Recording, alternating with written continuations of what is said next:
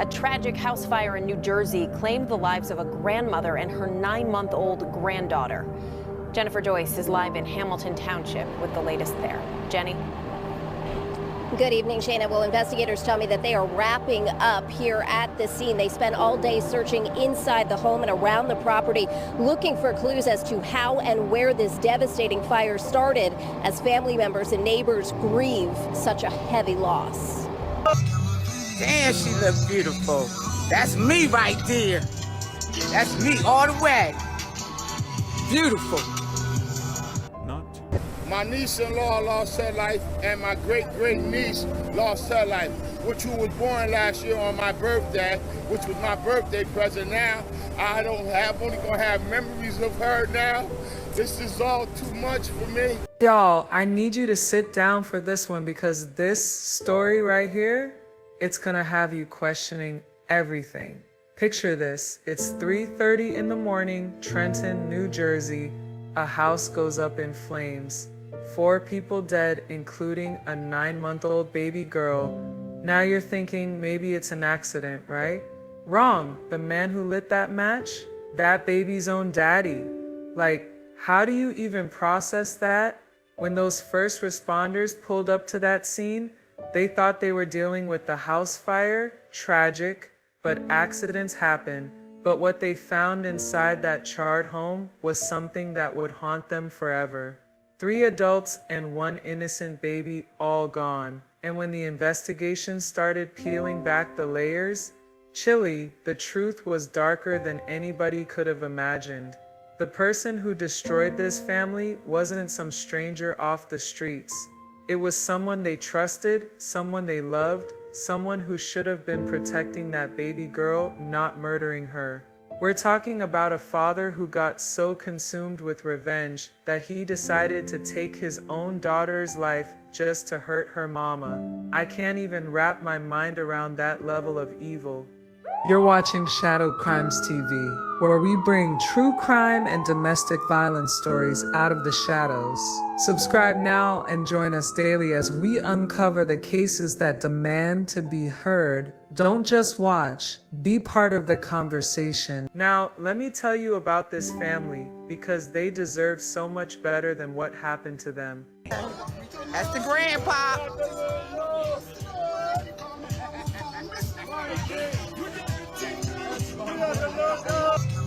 Damn, she looks beautiful. That's me right there. That's me all the way. Beautiful. Princess Jones was just 24 years old, a young mama who was absolutely devoted to her baby girl, 9-month-old Malani. And when I say devoted, I mean this woman lived and breathed for that child. You could see it in every picture, every post. That baby was her whole world. Princess's mama, Tiffany Abrams Jones, was 42 years old, and from what everybody said, she was pure joy. The type of woman who lit up every room she walked into, you know what I mean? Always smiling, always spreading love. She was married to Prince Jones, who was 50, and girl, let me tell you about their love story. These two had been together for nearly 24 years. 24 years! In this day and age, that's saying something. Prince was the definition of a devoted husband and father, the kind of man who still looked at his wife like she hung the moon. Their relationship was goals for real. They were always posting about each other on social media, celebrating their love for the whole world to see. Just before all this happened, Tiffany and Prince had celebrated their wedding anniversary in grand style. We're talking about a couple who, after all those years, was still madly in love, still making time for romance, still showing the younger generation what real commitment looks like. Their bond was something special, the type of love that makes you believe in fairy tales, you know? But here's the thing about life. Sometimes the most beautiful families get torn apart by the most unimaginable violence. This seemingly perfect family had no idea that their world was about to be destroyed by one person's jealousy and rage. Now Princess was in a relationship with Michael Sanders. He was 23 years old. And in the beginning, things seemed good between them. Like most young couples, They had that new love energy, laughing together, building what looked like a solid foundation. For a while there, they seemed inseparable. Family and friends thought they had something real, something that could go the distance. But y'all know how this goes. Not every love story has a happy ending. And Princess and Michael's relationship, it had problems from the jump. Like many young couples, they argued a lot. Their relationship was rocky, filled with ups and downs that honestly should have been red flags for everybody involved. Despite all the drama, they kept trying to make it work. They'd fight, break up, make up, and the cycle would start all over again. It's that toxic pattern that so many people get caught up in, especially when you're young and think love is supposed to hurt sometimes. But these weren't just little disagreements about what to watch on Netflix. These were serious relationship issues that kept escalating. Then came the news that changed everything. Princess was pregnant. Now some couples having a baby brings them closer together. For Princess and Michael, it just added more pressure to an already unstable situation. But despite everything, when little Malani came into this world, she was pure perfection. The family threw Princess a beautiful baby shower to celebrate Malani's upcoming arrival. Tiffany was over the moon about becoming a grandmother. She helped plan every detail, making sure everything was perfect for her grandbaby. It was one of those joyful family moments where everybody came together to celebrate new life. And Michael, he was right there in the mix, smiling and laughing like he was just as excited as everybody else. Nobody at that baby shower could have predicted what was really going through his mind. He seemed happy, engaged, playing the part of the proud daddy-to-be. Don't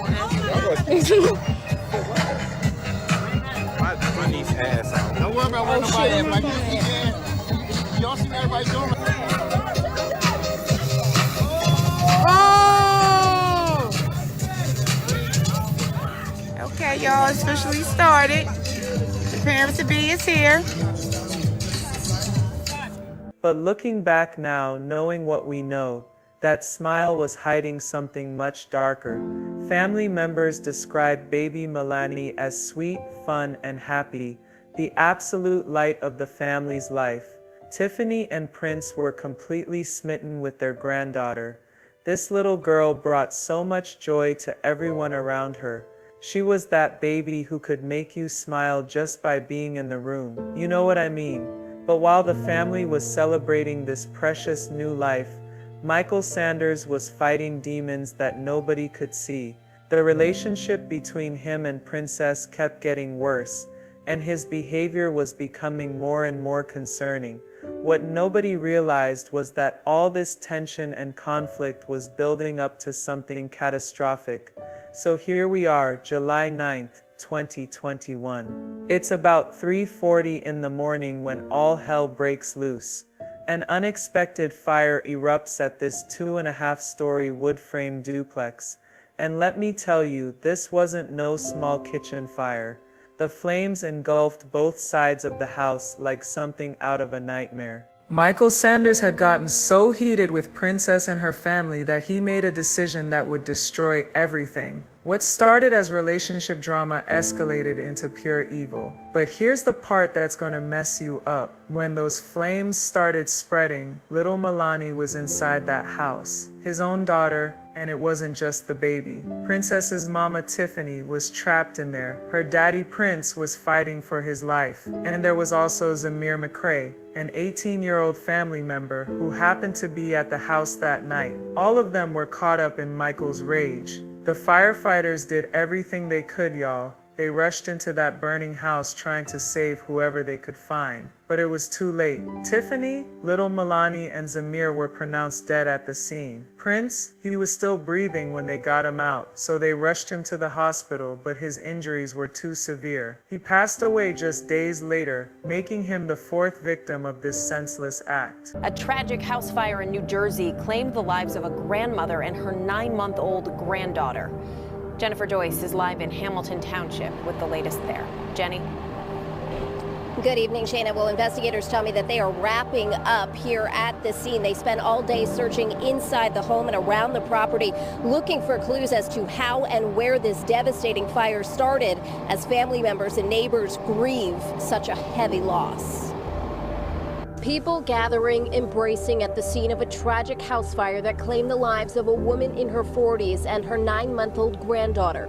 The Mercer County Prosecutor's Office says 3 other people are undergoing treatment at St. Barnabas Burn Center in Livingston. Can you imagine being a first responder that night? These people see tragedy all the time, but they said this was one of the most heartbreaking scenes in the history of their department. A grandmother, grandfather, teenager, and a baby mere all gone because one man couldn't handle his emotions like a grown person. Now here's where things get really interesting. While the family and neighbors are out there grieving, trying to make sense of this tragedy, investigators are doing their job. They spent all day searching through that burned house, looking for any clue that could tell them how this fire started and why. The Mercer County Prosecutor's Office wasn't playing around. They knew something wasn't right about this whole situation, and then they found something that changed everything. Michael had sent Princess a text message the night before the fire. In that text, he told her to get the baby out of the house. Make it make sense you warned someone to get the baby out, then you set the fire anyway. But the real evidence that sealed his fate: surveillance footage, honey. Multiple cameras in the area caught Michael's every move that night, and let me tell you, this man thought he was slick. One video in particular showed Michael walking past the house wearing a dark hooded sweatshirt, a mask, and white gloves. This was about 15 minutes before the fire broke out. You see what I'm saying? This wasn't some crime of passion where he just snapped. This man planned this out. He put on gloves, covered his face, dressed in dark clothes. He knew exactly what he was about to do. But here's what Michael didn't count on.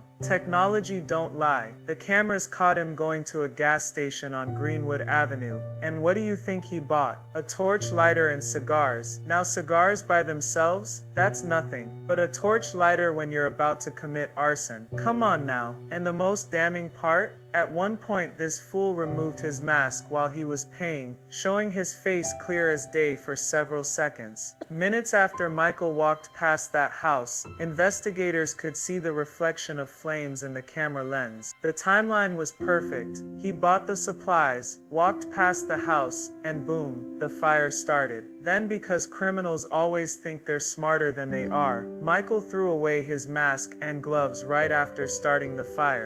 The evidence was overwhelming. Michael Sanders had deliberately set that fire, murdering his own daughter Malani and her grandparents in the process. But this story gets even worse when you dig into his past. See, this wasn't Michael's first rodeo with violence. As investigators kept digging, they discovered this man had a history of losing control when things didn't go his way.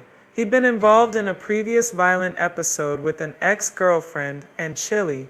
The pattern was exactly the same. According to police records, Michael had gotten into it with his ex over text messages. When she stopped responding to his calls and messages, this man completely lost it. Instead of taking the hint and moving on like a mature adult, he escalated the situation in the worst way possible. Michael followed his ex-girlfriend, walked behind her car, and fired several shots into her vehicle before running away like the coward he was.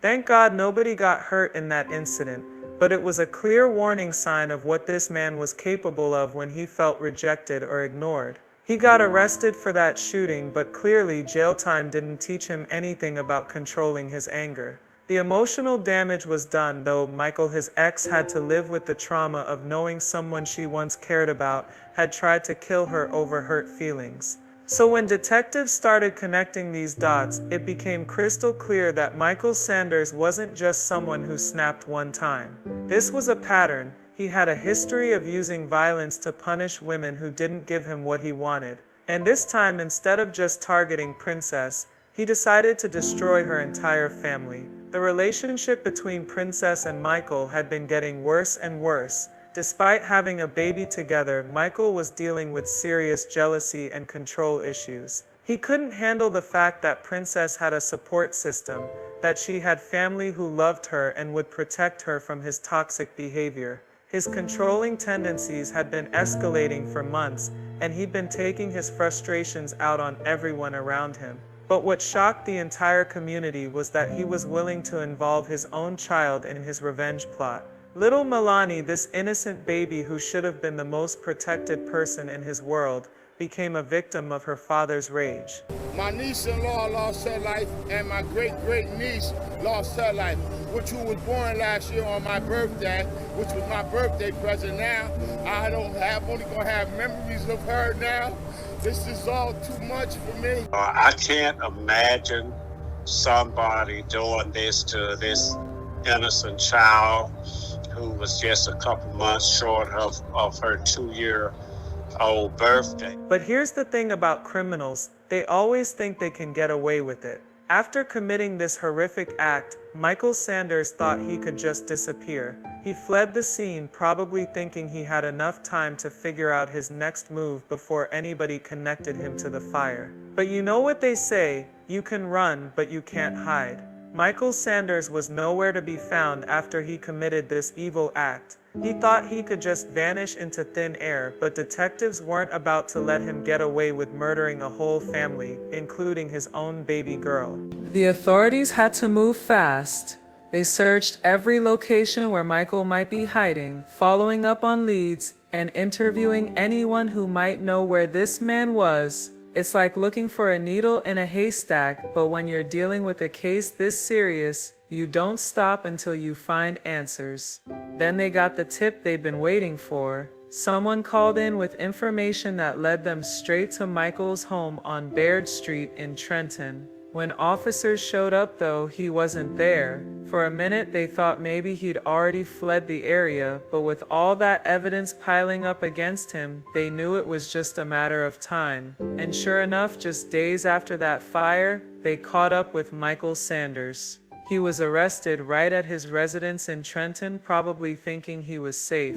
But when detectives searched the place, they found even more evidence linking him to the crime. Among the items they recovered was a dark hooded sweater that matched exactly what he was wearing in that surveillance footage. Like this man really thought he was gonna get away with it. Michael Sanders was charged with 3 counts of first-degree murder for the deaths of Malani Sanders, Tiffany Abrams Jones, Prince Jones, and Zamir McCrae. He also got hit with multiple counts of aggravated assault, arson, and causing widespread damage.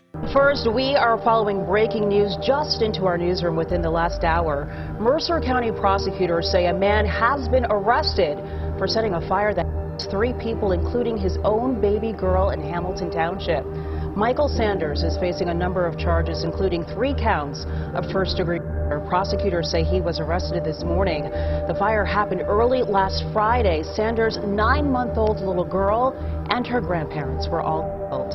Investigators say Sanders was seen on surveillance video buying a torch lighter and cigars. They also say he allegedly warned the baby's mother, texting her to get out of the house hours before. They held him without bail, which was exactly what needed to happen. His arrest brought some relief to Princess's family, but let's be real, no amount of justice could bring back the people they lost. Still, knowing that Michael would be held accountable for his actions gave them a small sense of closure during an impossible time. When the trial started, that courtroom was heavy with emotion. Princess Jones, her family, and close friends packed that room seeking justice for the lives that were stolen that night. The prosecution laid out their case methodically, showing how Michael had planned this fire out of pure spite, resentment, and jealousy. They walked the jury through everything Michael, how he bought those supplies, how he dressed to conceal his identity, how he walked past that house in the dead of night before setting it on fire. The evidence was so overwhelming, it was almost painful to sit through. The defense tried their best to paint a different picture, questioning Michael's mental state and suggesting that maybe his actions were just a temporary lapse in judgment. They tried to argue that he wasn't fully aware of what he was doing, but chilly, that argument fell flat real quick. The prosecution highlighted Michael's history of violence and the fact that his own daughter died in the fire he started. They made it crystal clear that this wasn't some accident or moment of insanity. This was calculated murder driven by jealousy and the need for revenge. Throughout that trial, Princess's family had to relive the nightmare of losing their loved ones in such a brutal way. You could see the trauma written all over their faces as they listened to testimony and evidence, but they refused to let the pain silence them. They wanted their voices heard, and they wanted justice for Malani, Tiffany, Zamir, and Prince. Every single day, Tiffany's family showed up strong in that courtroom. Despite being overwhelmed with grief, they shared beautiful memories of their loved ones, reflecting on all the joy they brought to everyone's lives. They turned that courtroom into a celebration of life, even in the middle of seeking justice for death. The family made sure the jury understood that this wasn't just about punishment. It was about honoring the memory of Prince and Malani and everyone else who was taken too soon. They wanted the world to know that these weren't just victims of a crime. These were real people who were loved, who had dreams, who deserved to live. After weeks of emotional testimony and overwhelming evidence, the jury deliberated on Michael Sanders' fate. The trial had been exhausting for everyone involved, but finally it was time for this family to get the justice they'd been waiting for. In the end, Michael Sanders was found guilty on all charges, 4 counts of first-degree murder, arson, and several other related charges. The jury's decision brought relief to Princess's family, but honestly, it was bittersweet. They got their guilty verdict, but it didn't bring back the people they loved. The verdict was a victory, but not a happy one. The wounds left by the deaths of Tiffany, Prince, Malani, and Zamir run deep, and no amount of justice could ever fill that hole in their hearts. In the aftermath of this trial, Princess Jones's family made a powerful decision. They vowed to continue living their lives with the memory of their loved ones guiding them every step of the way. They remained dedicated to preserving Princess's legacy and making sure that Malani's life, though tragically short, would never be forgotten. This family turned their pain into purpose. They started working hard to raise awareness about domestic violence and the warning signs of toxic relationships. They shared their story, hoping to help other people who might find themselves trapped in situations filled with control and violence. Through their grief, they found a way to help others avoid the same fate. But let me tell you something, this case hits different when you really think about what happened here. A father who was supposed to protect his daughter instead became the person who took her life. A man who was supposed to love and cherish his child used her as a weapon to hurt her mother. That level of evil is hard to comprehend. This story serves as a reminder that domestic violence doesn't just hurt the person being abused. It destroys entire families, entire communities. It shows us how important it is to recognize the warning signs and to take action before it's too late. May their memories live on forever and serve as a reminder of the importance of love, family, and the pursuit of justice, even when faced with unimaginable loss. Thanks for watching. Drop your thoughts in the comments, but keep it respectful for the family. Don't forget to like, subscribe, and turn on notifications. We bring you true crime stories daily, cases you know and ones you don't. Stay with us as we shine a light on shadowed stories that need to be heard, because every victim deserves to have their story told.